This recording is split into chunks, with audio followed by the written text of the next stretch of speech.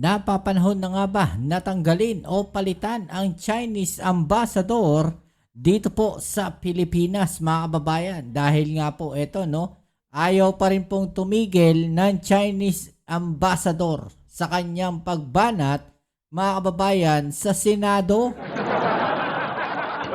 Ganyang kakapal at ganyang katigas ang muka netong Chinese ambassador na to, mga kababayan, at tila talagang naghahamon po, no, ng away o sagutan, no, itong Chinese ambassador na to.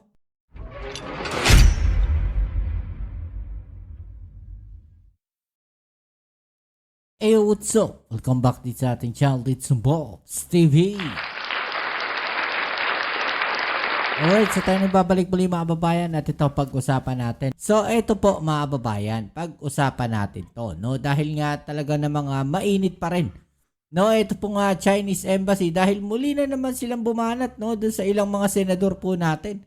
Talagang ayaw pong tumigil na ito pong Chinese ambassador na to. Kapal talaga ng mukha, mga kababayan, no? Nandito sila sa Pilipinas, pero ganyan po yung asal, ganyan yung asta nila na akala mo, no, na talagang kinakayang-kayanan tayo eh. 'Di ba? No, akala mo mga batang paslit tayo dito sa Pilipinas. No, na kung ibuli tayo na hanggang ngayon maging yung Senado natin, no, binabanatan nitong mga Chinese ambassador na to. 'Di ba? Ang kakapal ng mga mukha, mga kababayan. Bakit kaya? Dahil ba may nakikita sila ng mga senador na tila pumapanig sa kanila?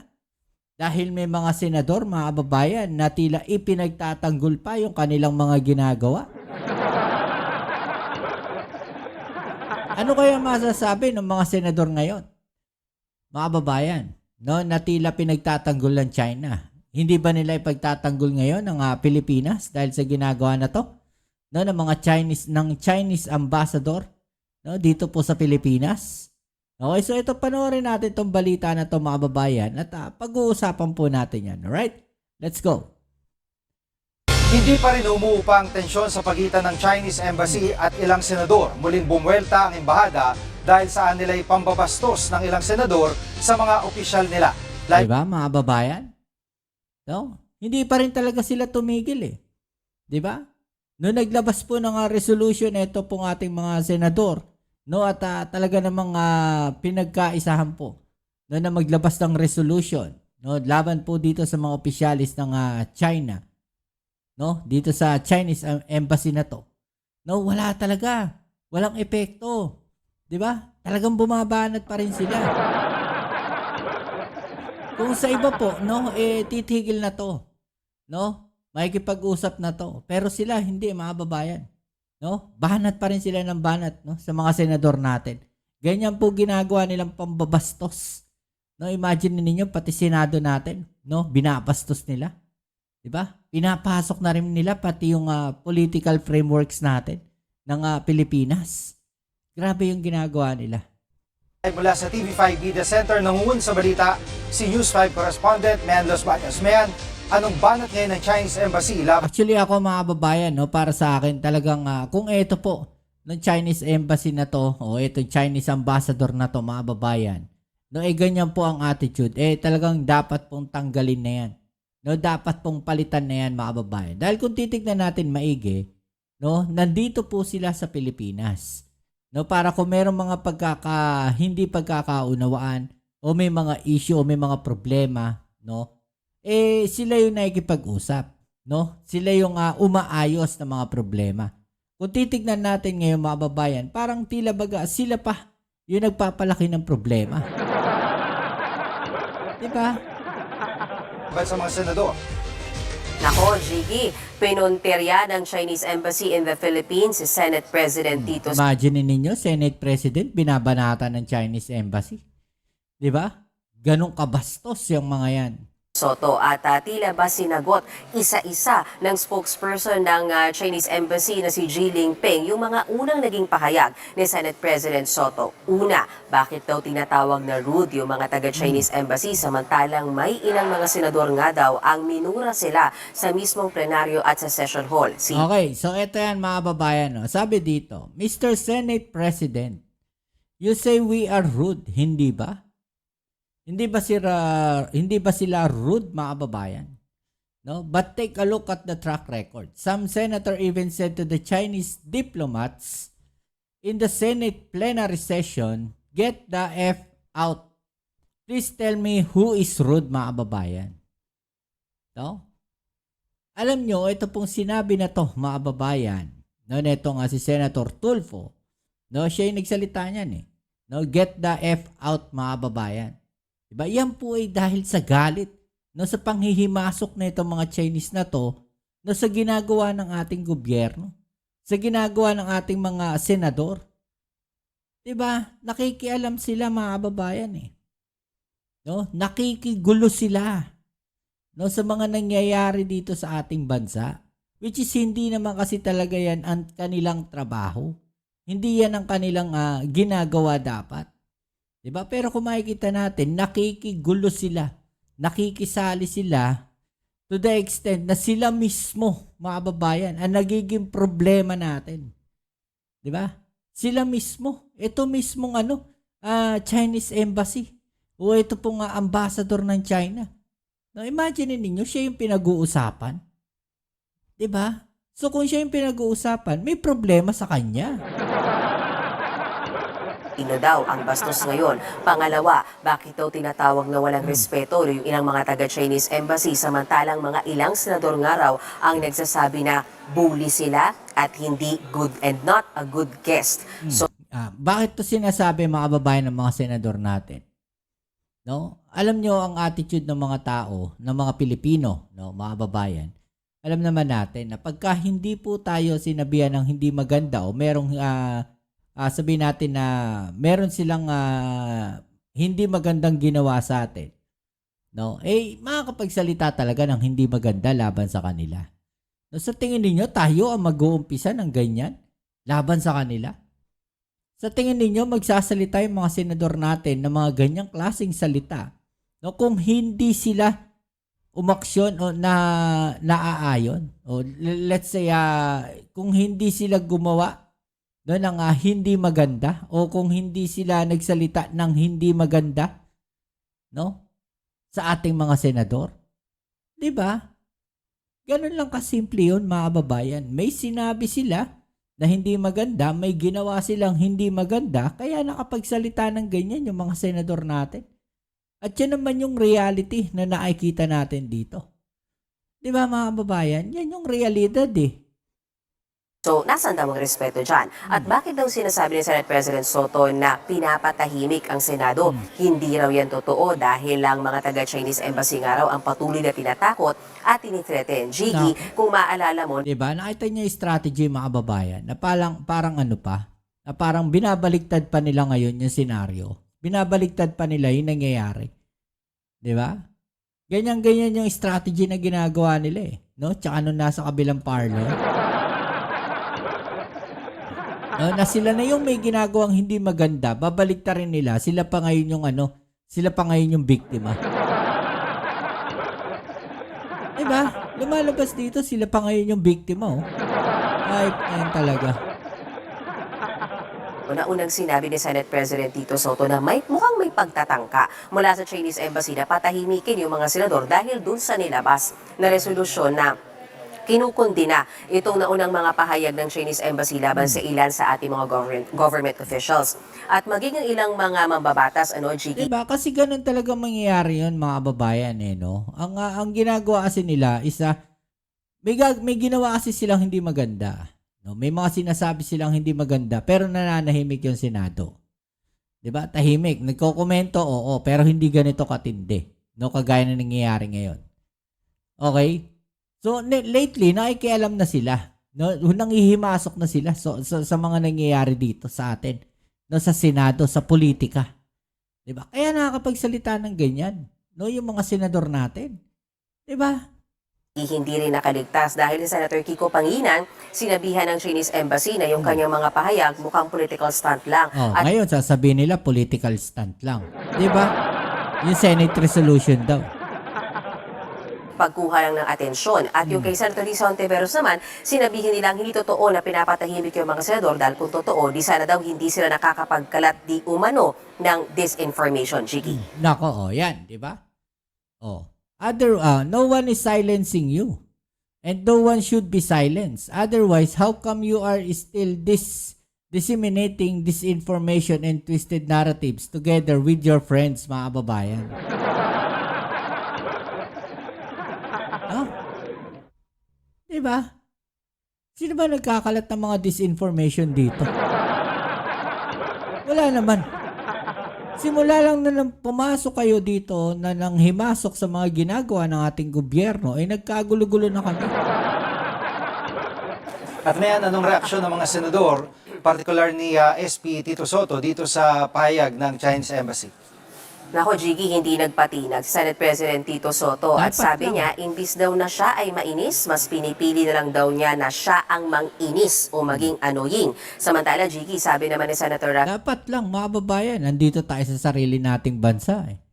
'Di ba? Dapat lang, napapalag tayo. Sila nga, nasa Pilipinas, pumapalag. 'Di ba? Tapos tayo, mananahimik tayo. Di parang sumuko na rin tayo sa kanila. Parang sinabi natin na hindi natin sila kaya. 'Di ba? Parang sinabi natin talo na kami sa inyo sa pakikipagdialogo, sa pakikipag-usap. Nagmukhang tangan Senado pagka sumuko na lang sila basta-basta dyan sa mga yan. 'Di ba? O di, hinayaan nating nanalo ang China. So ano sasabihin na naman netong mga ng mga DDS? 'Di ba? Dalawa lang yan eh. Sumagot tayo sa kanila, sasabihin ng mga DDS, mga kababayan, walang kwenta. No? Kasi inaaway ninyo yung China. 'Di ba? Pagka hindi tayo sumagot o hindi sumagot itong si Tito Sen, no, diyan po sa Chinese embassy na yan, diyan sa ambassador po ng China na yan, sasabihin nila duwag si Tito Sen. So, saan lalagay si Tito Sen? Di yun na nga sabi niya, I prefer to be annoying. 'Di ba? Siya na lang yung mabubuisit, which is tama lang. No? Sagutin na lang nila na sagutin yung China. Kaysa naman magpa-under sila diyan sa Chinese ambassador na yan. 'Di ba? Diyan sa bastos na Chinese ambassador na yan. Tulfo. Aba, teka muna, bakit yung Chinese Embassy, sila na nga yung agresibo, bakit sila pa yung sensitibo? Narito ang exactly. bahagi ng pahayag ni Senator Rafi Tulfo. Pakinggan natin, Jiggy.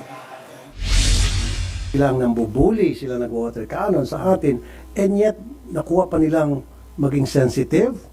Come on. Dapat kung gaano kakapal, Kung gaano kakapal ang mga muka.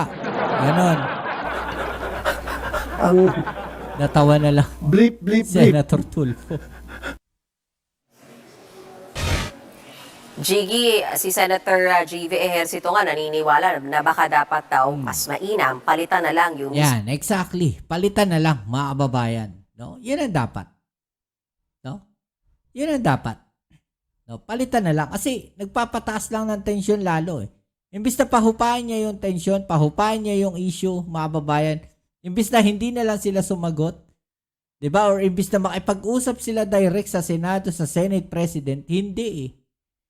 'Di ba? Sila pa yung nagpapataas ng tensyon. Siya pa yung nagpapainit ng sitwasyon. So ako, para sa akin, tama lang. No, napalitan na lang talaga, no? Kaysa magkaroon pa ng malaking problema. mismong ambassador Actually, kabago-bago lang 'yan, mga kababayan dito ha. Bago lang 'yan, no? Tapos ganyan kaangas sa batukan. Parang may pumasok sa nyo. Parang may pumasok sa bahay mo na bigla nag-angas, 'di ba? No, matapang pa sa'yo. ng Chinese Embassy dito sa Pilipinas na si Jing Quan. Kabago-bago raw kasi, nakaka-assign lang dito sa Pilipinas, ay hostile na o kumbaga paaway daw yung kanyang Diba? attitude. At yung ganyang attitude daw ng ambassador ng Chinese Embassy dito sa Pilipinas, hindi nakakatulong para exactly. ayusin yung relasyon ng Pilipinas at ng China. No, hindi talaga nakakatulong 'yan, mga kababayan. No, nakakagulo pa siya. 'Di ba? nakakagulo pa siya. Hindi sila nakakatulong. Palitan lahat yung tao dyan sa embassy ng China. Maglagay ng iba. Ganun dapat. Narito naman yung bahagi ng pahayag ni Senator Lahat ng makukulit, lahat ng maaangas dyan sa Chinese embassy, palitan yan. No? Much better nga, tanggalin na lang eh. 'Di ba? Tanggalin na lang yung mga yan. Kasi malamang ganun din yung ipapalit dyan eh. Sa tingin ninyo, magpapa-under yung mga yan. Kaya lang, hindi pwede tanggalin eh. 'Di ba? GV Ejercito. Mga diplomats kasi yan. Instead of dousing cold water to the fire, he's adding fuel to the fire. So I think kung mas maganda, kung papalitan ng someone who is more diplomatic in dealing with the Coast Guard. They've been very hostile against officials of our government. They have been disrespecting us, but they want respect, but they have to respect also Philippine officials. Jiggy, suportado naman ni Senator Raffy Tulfo yung hiling ni Senator JV na palitan yung ambassador ng Chinese Embassy dito dahil tila nagiging masyado daw balat sibuyas itong si Chinese Ambassador Jing Quan. Ano? At ang sinasabi pa ni Senator Raffy Tulfo mas mainam, magpadala na lang ng bagong kinatawan ang Beijing dito sa Pilipinas. At nanindigan din ang mga senador, Jiggy, hindi nila ini-intimidate o tinatakot yung Chinese Embassy. Talagang naninindigan lang daw sila sa karapatan, lalo na ng ating mga mangingisda at na naaapi daw at laging binubuli. Samantala, si Senator Robin Padilla, na kung tutuusin, hindi pumirma doon sa resolusyon ng Senado, ay nakiisa sa mga ginawa ng kanyang mga kasamahan sa Senado. Narito ang bahagi ng pahayag ni Senator Robin Padilla. Desisyon lang ng Senado yun. O, kaya kung ano man yung posisyon namin, walang sino man ang pwede magsabi na mali yun. Desisyon yun ng mga senador eh. Jiggy, ang suhestyon ng ilang mga senador, baka kailangan na talagang mag-usap ng kinatawan ng Chinese Embassy at ng ating Department of Foreign Affairs para balangkasin. Paano ba pahuhupain itong tensyon na ito at paano ba patitigilin itong mainit na sagutan sa pagitan ng Chinese Embassy at ng ilan sa ating mga government officials, partikular ng mga senador. Yan muna ang latest mula sa Senado. Okay, so yan mga babayan. No? So ako honestly mas pabor ako no, na palitan na lang. No, kasi kung ganyan kabago-bago lang, maababayan, tapos ganyan umasta. No, lalo lang magpapataas ng tension yan. No, baka siya pa yung maging dahilan no, na mag-away-away, no, na magkagulo dahil sa kanyang ginagawa. Di ba mga babayan? Much better yun. No? Na palitan na lang. Yung mas diplomatic. No? Yung nakikipag-usap na maayos. Kesa ganyan yung kanilang pinadala rito. Diba? O it's either nang bubuisit lang talaga yung China kaya yan ang ipinadala. Diba? Or wala talaga, mga babayan. No? Ako nakikita ko dyan, kahit sino ipalit dyan siguro, ganun pa rin. No? Kasi susunod yan sa utos ng China eh. Diba? Hindi magpapa-under yan sa Pilipinas. Kahit sinong ipalit dyan no, from China, mga babayan, from Beijing. No, kahit sinong ipalit na ambassador dyan, mga babayan, no, susunod pa rin sila kung ano yung inutos sa kanila. Diba? Yun pa rin yung stand yan. No, it's either medyo mas tahimik lang siguro yung ipapalit, no, pero ganun pa rin, mga babayan, no. Parang ano pa rin yan, parang may stand pa rin. No, na hindi ano tawag natin dito, hindi magpapasaklaw, mga babayan, o hindi susunod sa kung ano man yung sabihin ng Pilipinas. 'Di ba? So ano masasabi niyo diyan, mga babayan, no? Hanggang dito na lang muna ang ating video ngayon. Kita-kits tayo sa ating next video upload. Dito muli ang inyong Kuya Mobs, it's Bobs TV. Peace and out.